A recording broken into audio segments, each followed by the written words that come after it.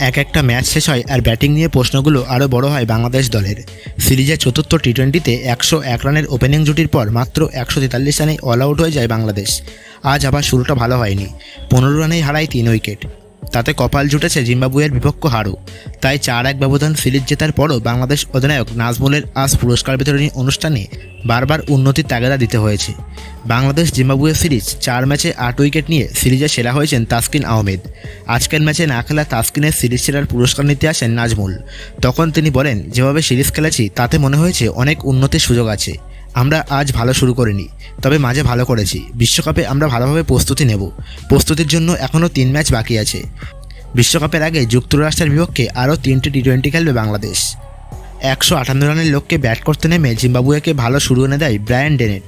70 run করে তিনিই হন ম্যাচ সেরা। জিম্বাবুয়ের অধিনায়ক সিকান্দার রাজাও খেলেছেন 72 রানের ইনিংস। ম্যাচ শেষে তিনি বলেছেন, অধিনায়ক হিসেবে আরও 2-1টি ম্যাচ জিততে চাইতাম, তবে আমাদের দলটা তরুণ। শেষ পর্যন্ত একটা জয় নিয়ে যেতে পেরেছি। আগেই বলেছিলাম দলে আমি অবদান রাখতে পারছিলাম না, আজ পেরেছি। 4-1 ব্যবধানে সিরিজ হারলেও দলকে নিয়ে আমি অনেক গর্বিত। এই ম্যাচে হারের চেয়ে বাংলাদেশের দুশ্চিন্তা হতে পারে তাসকিনের চোট। আজ শেষ ম্যাচের আগে চোটে পড়েছেন তাসকিন। বিসিবির প্রধান চিকিৎসক দেবাশিস চৌধুরী প্রথম আলোকে জানিয়েছেন, ম্যাচের আগে তাসকিন মাংসপেশির চোটে পড়েছেন।